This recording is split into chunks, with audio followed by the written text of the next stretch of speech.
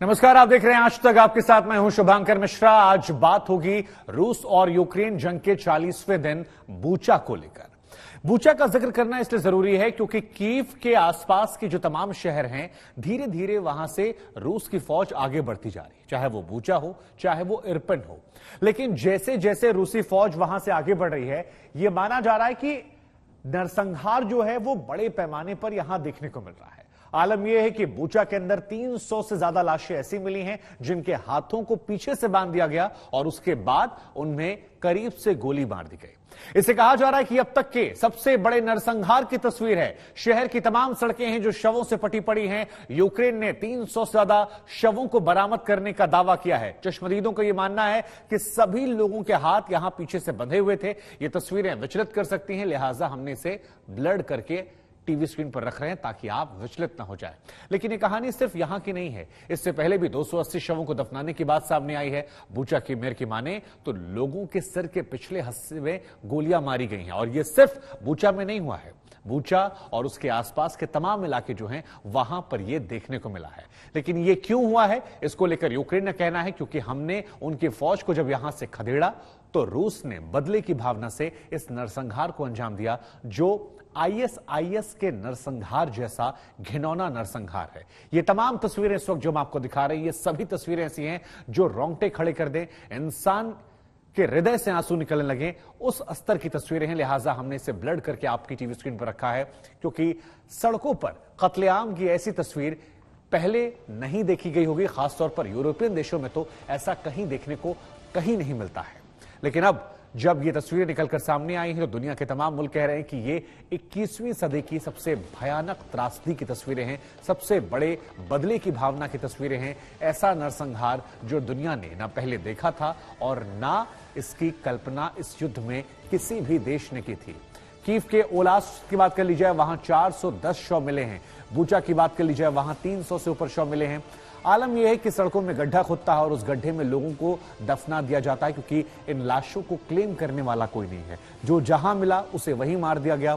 जिस उम्र जिस वर्ग के लोग मिले उन्हें वहां पर मार गिराया गया, चाहे वो महिलाएं थी, चाहे वो बच्चे थे, चाहे वो बूढ़े थे या फिर यहां रहने वाले पुरुष। और आज बूचा की कहानी दुनिया को देखनी चाहिए क्योंकि जंग के बीच बूचा की ये वो हॉरर स्टोरी है, वो कत्लगाह है जिसको देखना समझना सभी के लिए जरूरी है।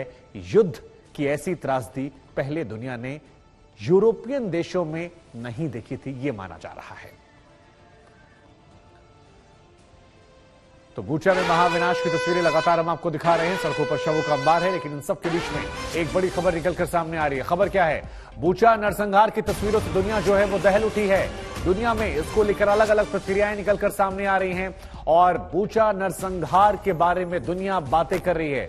यहां पर हर उम्र, जैसा कि हमने आपको पहले बताया, बच्चे, बूढ़े, बुजुर्ग सभी का कत्ल किया गया है। अलग अलग जगहों पर लगातार यह नरसंहार हुआ है। भारी तबाही की तस्वीरें हैं, लेकिन सबसे भयावह बात जो है वो ये है कि इन तमाम तस्वीरों में जो लोग नजर आ रहे हैं उनके हाथ बंधे हुए थे। ऐसा लग रहा है कि उन्हें पकड़ा गया, उन्हें टॉर्चर किया गया। टॉर्चर करने के बाद उनके हाथों को बांध दिया गया और उसके बाद सिर में पीछे से गोली मार दी गई। हालांकि रूस इन तमाम दावों को सिरे से दरकिनार कर रहा है। वो कह रहा है कि अगर ऐसा था तो बूचा के मेयर ने हमारी फौजों के निकलने के अगले दिन इन तस्वीरों को जारी क्यों नहीं किया, इन तस्वीरों को जारी करके ये आरोप क्यों नहीं लगाए। अब लगाने का मकसद है कि यहां पर एक प्रोपेगेंडा, एक एजेंडा चल रहा है। लेकिन हम आपको बता दें ये रूस का दावा है। यूक्रेन समेत तमाम दुनिया के जो पश्चिमी मुल्क हैं वो ये कह रहे हैं कि बूचा में रूस ने ये नरसंहार किया है। जो गाड़ी में बैठा था उसे गाड़ी के अंदर ही मार दिया, जो सड़क पर घूम रहा था उसे सड़कों पर मार दिया। आपको सड़कों पर छोटे छोटे बच्चों की लाशें मिल जाएंगी, बिल्डिंगें जो हैं वो तबाह नजर आएंगी, इलाका जो है वो मलबे में तब्दील हो गया है। छोटे छोटे मासूम बच्चों की लाशें जिनके हाथ बंधे हुए हैं, महिलाओं के साथ कहा जा रहा है कि बलात्कार की पराकाष्ठा यहां देखने को मिली है। टॉर्चर किया गया, रेप किया गया और उसके बाद यहां पर उनके हाथ बांधकर उन्हें भून दिया गया। ऐसे तमाम आरोप लगातार रूस पर यूक्रेन के हवाले से लग रहे हैं। यूक्रेनी राष्ट्रपति ज़ेलेंस्की खुद ऐसे तमाम आरोप जो हैं वो लगाते जा रहे हैं। सड़कों पर आप जाएंगे तो आपको शवों का अंबार यहां पर नजर आएगा।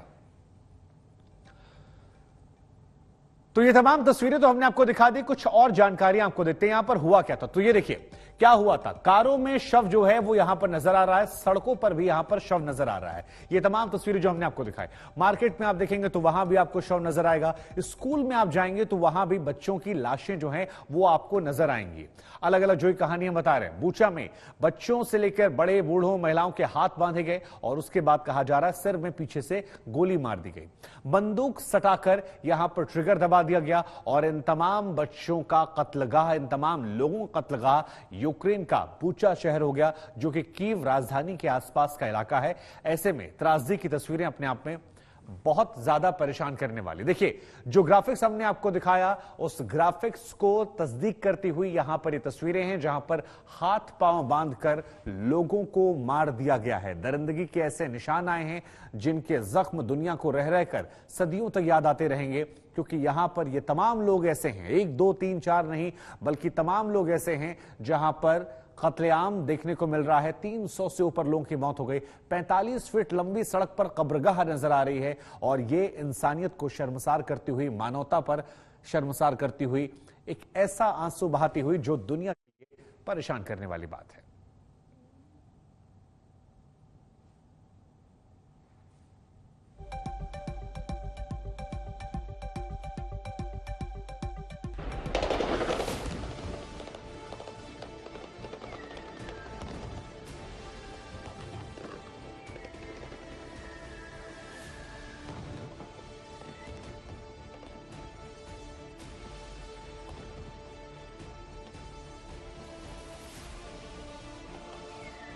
रूस और यूक्रेन के युद्ध के 40वें दिन इरपिन और बूचा के इलाके से और तस्वीरें सामने आ रही हैं और ये बहुत भयावह तस्वीरें हैं। ये रूस की सेना का एक T-72 मेन बैटल टैंक है। इसको आपको पता कैसे चलता है ये रूस की सेना का टैंक है? रूस की सेना के ज्यादातर गाड़ियों में ये V का साइन, V या Z2 साइन उनकी गाड़ियों में अधिकतर रहे हैं। ये T-72 या T-72 मेन बैटल टैंक भारतीय सेना भी इसका इस्तेमाल करती है और ये उसकी मेन गन 125 मिलीमीटर की उसकी मेन जो तोप है, जो गन है, उस टैंक की ये ध्वस्त होकर अलग गिरी हुई है और ये दिखाता है कि कितना भीषण इस टैंक पर आक्रमण रहा। इरपिन और बूचा के इस इलाके में ये V का साइन आप एक तरफ और भी देख सकते हैं और ये टैंक का कुछ और सामान रूस की सेना का यहाँ पर। इस टैंक को ध्वस्त करने के लिए यूक्रेन की सेना के अधिकारियों के मुताबिक एक एंटी टैंक गाइडेड मिसाइल का इस्तेमाल किया गया था और बिल्कुल अचूक उस जैवलिन ATGM का निशाना था जिसने इस टैंक को निशाना बनाया और इस तरह के कई टैंक इस सड़क पर जो बूचा के रास्ते पर है, ऐसे कई टैंक ध्वस्त हुए हैं। दोनों ही देशों के टैंक काफी ध्वस्त हुए हैं। उसमें रूस की सेना के अधिकतर T-72 टैंक T-72s हैं और यूक्रेन की सेना के T-64 अपग्रेडेड टैंक्स हैं। भीषण टैंक बैटल्स भी हुई है इस क्षेत्र में और एंटी टैंक गाइडेड मिसाइल्स का इस्तेमाल भी काफी हुआ है। लेकिन अब बड़ी संख्या में यूक्रेन की सेना ने इस पूरे एरिया में अपना पूरा कंट्रोल कर लिया है और रूस की सेना खासा पीछे हटी है। लेकिन एक जो बड़ी बात निकल कर आई है वो ये है कि यूक्रेन ने दावा किया है कि रूस की सेना ने कई सिविल इलाकों का न केवल निशाना बनाया बल्कि वहां पर पकड़ पकड़ के लोगों को बांध कर उनको मौत के घाट उतारा और इसके लिए इसको वो एक युद्ध का अपराध बता रहे हैं और इसके लिए अंतर्राष्ट्रीय कोर्ट में शिकायत की बात भी की जा रही है। लेकिन इन तस्वीरों से आपको साफ नजर आता है कि कीव के बिल्कुल द्वार पर इरपिन और बूचा के इलाके में पिछले 40 दिनों में कितनी भीषण लड़ाई रही है। कैमरामैन ललित मोहन जोशी के साथ गौरव सावंत, इरपिन और बूचा, यूक्रेन आज तक। तो ये तस्वीर एक बार फिर हम आपको दिखा रहे हैं, तस्वीर जिनका जिक्र बार बार गौरव भी यहां पर कर रहे थे। कैसे बूचा को यूक्रेन का कत्लगाह बना दिया गया, जिसकी शिकायत के बाद यूक्रेन कह रहा है कि हम इंटरनेशनल कोर्ट में करेंगे, लेकिन इंटरनेशनल कोर्ट से बातें जाएंगी लेकिन क्या ये लोग वापस लौट कर आएंगे, अपने आप में एक बड़ा सवाल है। क्योंकि एक दो नहीं बल्कि कई सौ जिंदगियां ऐसी हैं जिन्हें यहां पर कत्लगाह में, इस कब्रगाह में फिलहाल दफन कर दिया गया है। 5 तस्वीरें आपकी टीवी स्क्रीन पर। बूचा में महाविनाश की तस्वीरें हैं, जहां पर साजो सामान को भी नुकसान पहुंचा है, लेकिन लोगों का कत्लेआम हुआ है। शवों के अंबार। अगर आप सड़कों पर चलेंगे तो आपको जितनी दूर तक नजर जाएगी, आपको दूर दराज तक केवल शव नजर आएंगे। ये कहा जा रहा है कि बूचा में अकेले 300 से ज्यादा लोगों को मार दिया गया है। रूस पर यह आरोप लगे हैं। हालांकि रूस इन तमाम आरोपों को दरकिनार कर रहा है। इन सब के बीच में हम आपको बता दें कि कीव से लगातार यहां पर रिपोर्टिंग हमारे संवाददाता कर रहे हैं। करीब 50 किलोमीटर दूर बसे बूचा शहर में नरसंहार की दिल दहलाने वाली तस्वीरें आ रही हैं। इस हालात का जायजा लेने आज तक की टीम बूचा शहर पहुंची। यूक्रेन का यह दावा है कि यहां पर बंदी बनाए गए आम नागरिकों की रूसी सेना ने गोली मारकर हत्या की है। ज्यादातर जानकारी जो है वो निकल कर आ रही है कि उन्हें पहले बंधक बनाया गया, फिर टॉर्चर किया गया और बाद में बेबस कर मार दिया गया। आज तक की टीम इस समय बूचा शहर के अंदर है। ये कीव से लगभग 50 से 60 किलोमीटर दूर, और यहां पर भीषण लड़ाई हुई थी रूस और यूक्रेन की सेना के बीच। और इस समय भी जब यूक्रेन की सेना यहां पर अंदर घुस रही है तो जो तबाही का मंजर है वो आप मेरे पीछे देख भी सकते हैं। आप ये भी देख सकते हैं कि यहां पर अभी भी शव निकाले जा रहे हैं। और यूक्रेन की सेना का यह कहना है कि रूस की सेना ने यहां पर जो लोग बंदी बनाए थे, यानी यूक्रेन के जो सिविलियंस यहां पर बंदी बनाए थे, उनके हाथ पीछे से बांधकर उनको गोली मार दी। और ये एक युद्ध का अपराध है। अगर आप आसपास देखिए तो ये यहां का मेन सुपरमार्केट है। ये मेन सुपरमार्केट पूरी तरह से तबाह हो चुका है। इस पर भारी बमबारी हुई है। भारी बमबारी के अलावा अगर आप आसपास घरों को भी देखें तो घर पूरी तरह से तबाह हो चुके हैं। कैमरामैन ललित मोहन जोशी आपको दिखाएंगे कि किस तरह से यहां पर आप देख सकते हैं कि आग के बाद पूरा जो डिस्ट्रक्शन हुआ बमबारी के बाद, और वहां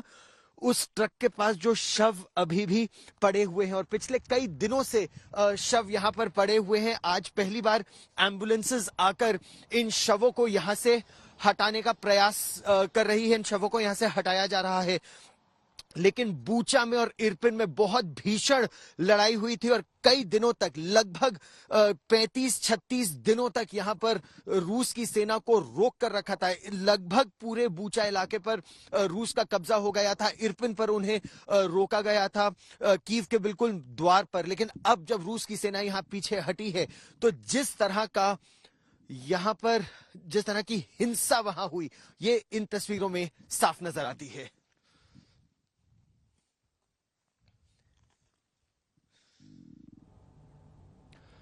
तो ये रिपोर्ट आपने देखी गौरव सावंत की। गौरव सावंत हमारे संवाददाता जो लगातार पहले दिन से रिपोर्टिंग कर रहे हैं, उनके पास चलते हैं सीधे ग्राउंड जीरो पर। गौरव, ये तस्वीरें आपने दिखाई, आपकी तमाम रिपोर्ट दर्शकों ने देखी, लेकिन हम चाहेंगे एक बार फिर आप दर्शकों को बताएं, अपनी आंखों देखी बूचा की कहानी जरा समझाइए।